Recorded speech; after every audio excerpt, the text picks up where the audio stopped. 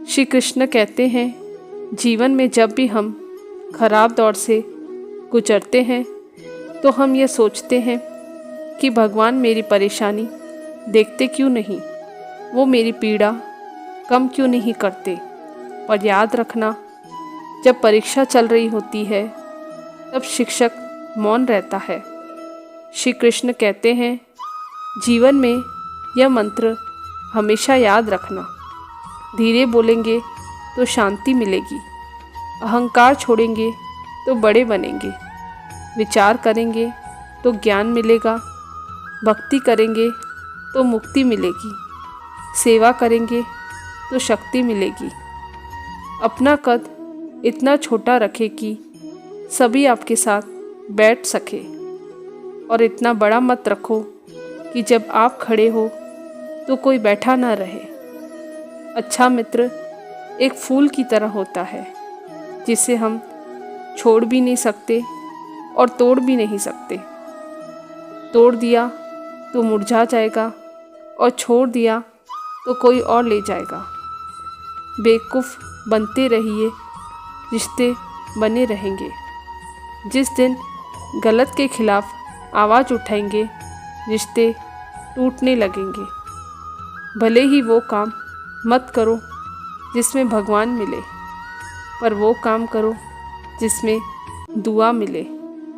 एक डॉक्टर को फ़ोन करके एक व्यक्ति बताता है कि वो तुरंत सर्जरी के लिए पहुँचे, वो जितना जल्दी आ पाए आ जाए। डॉक्टर तुरंत पहुँचता है। डॉक्टर को वहाँ लड़की के पिता दिखाई देते हैं जिसका इलाज होना था। पिता डॉक्टर को देखते ही भड़क उठे और चिल्लाने लगे, आखिर आप इतनी देर कहाँ थे? क्या आपको पता नहीं मेरे बच्चे की ज़िंदगी खतरे में है?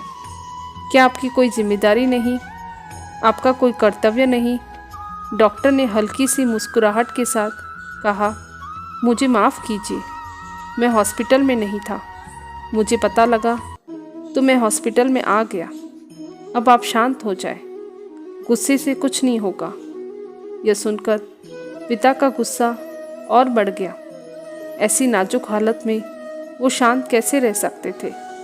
उन्होंने कहा, ऐसे समय में दूसरों को संयम रखने का कहना बहुत आसान है।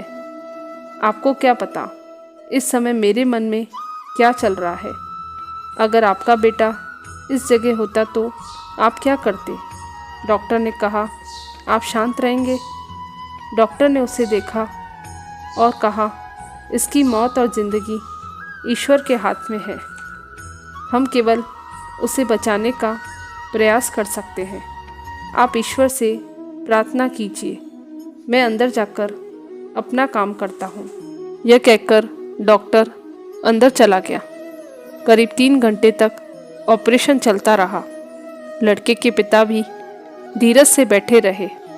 3 घंटे बाद जब डॉक्टर बाहर आए, वो मुस्कुराते हुए उस पिता के पास गए और कहा, आपका बेटा अब ठीक है। अब आपको जो भी पूछना है आप उस नर्स से पूछ सकते हैं।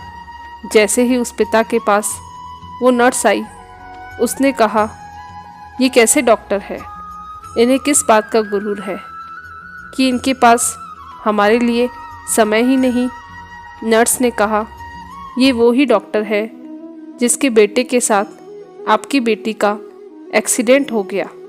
उस दुर्घटना में इनके बेटे की मृत्यु हो गई और हमने जब इनको फ़ोन किया तो वो इनके क्रियाक्रम में लगे हुए थे, और सब कुछ जानते हुए भी वो यहाँ आए और आपकी बेटी का इलाज किया।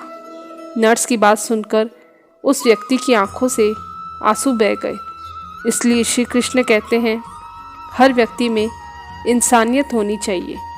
जन्म लिया है तो सिर्फ सांसें मत लीजिए, जीने का शौक़ भी रखिए। किसी ने श्री कृष्ण से पूछा, मित्र और भाई में क्या फ़र्क है? श्री कृष्ण ने कहा, भाई सोने की तरह है और मित्र हीरे की तरह।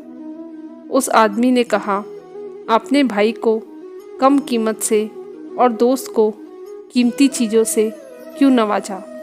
श्री कृष्ण ने कहा, सोने में दरार आ जाए तो उसे पिघलाकर पहले जैसा बनाया जा सकता है, जबकि हीरे में दरार आ जाए तो पहले जैसा नहीं बन सकता। हमेशा दूसरों का साथ दे, पता नहीं ये पुण्य जिंदगी में कब आपका साथ दे जाए। एक कौवा कभी किसी का धन नहीं चुराता, फिर भी लोगों का प्रिय नहीं है। कोयल किसी को धन नहीं देती, फिर भी वह लोगों की प्रिय है। फ़र्क सिर्फ मीठी बोली का है, जिससे सब अपने हो जाते हैं। जिस तरह छाता बारिश तो नहीं रोक सकता, किंतु बारिश में खड़े रहने का साहस अवश्य देता है। ठीक उसी प्रकार ईश्वर में विश्वास दुख तो नहीं रोक सकता, किंतु हमें सहन करने का साहस अवश्य देता है। बिना संघर्ष के इंसान चमक नहीं सकता। जो जलेगा उस दिए में तो उजाला होगा।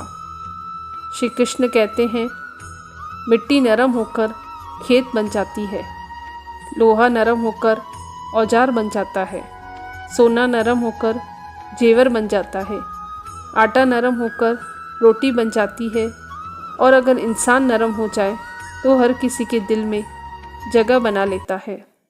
संपत्ति हमेशा किसी के लिए मित्र नहीं होती, लेकिन मित्र हमेशा सबके लिए संपत्ति होता है। सच बोलने का साहस कीजिए, परिणाम भुगतने की शक्ति परमात्मा देंगे। दो बातों से बचकर रहे, मुझे किसी की ज़रूरत नहीं है, अहम, और सबको मेरी ज़रूरत है, वहम। बड़ा लक्ष्य प्राप्त करने के लिए बस एक मजबूत सोच की ज़रूरत होती है। ज़िंदगी आसान तब होगी जब दूसरों से उम्मीद कम और खुद पर यकीन ज़्यादा हो।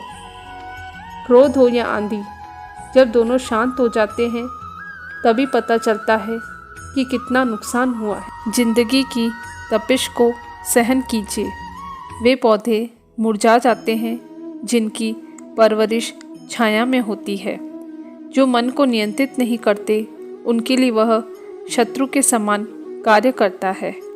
अहंकार में डूबे इंसान को न तो खुद की गलतियां दिखाई देती है और न ही दूसरों की अच्छी बातें। भलाई करने वाले को बुराई कभी पराजित नहीं कर सकती। मनुष्य की सोच और विचारधारा समय के साथ परिवर्तित होती रहती है। मौन रहना अच्छा है, परंतु अन्याय हो तब नहीं। जो आपकी खामोशी को न पढ़ पाए उसे बोलकर अपना दुख बताना व्यर्थ है। अगर प्रतीक्षा सीमा से अधिक हो जाए तो मिलने का मोह धीरे धीरे समाप्त हो जाता है। आप जिसे बल से नहीं हरा सकते उसे बुद्धि से अवश्य हरा सकते हैं। गति के लिए चरण जरूरी है और प्रगति के लिए आचरण जरूरी है। बुराई छोटी हो या बड़ी हमेशा विनाश का कारण बनती है, क्योंकि नाव में छेद छोटा हो या बड़ा नाव को डुबो देता है। संतोष ही सबसे बड़ा धन है। जिसके पास संतोष है वह स्वस्थ है, सुखी है, वही सबसे बड़ा धनवान है। जिसे तेल समाप्त होने पर दीपक बुझ जाता है, उसी प्रकार कर्म के क्षीण होने पर भाग्य भी नष्ट हो जाता है। केवल जीतने वाला ही नहीं, बल्कि कहाँ पर हराना है यह जानने वाला भी श्रेष्ठ होता है। अच्छे इंसान में एक बुरी आदत होती है कि वो हर किसी को अच्छा समझ लेता है। जिसने पहला कदम उठा लिया वो अंतिम भी उठा लेगा। कठिनाई पहले में है, अंतिम में नहीं। धन्यवाद। जय श्री कृष्णा।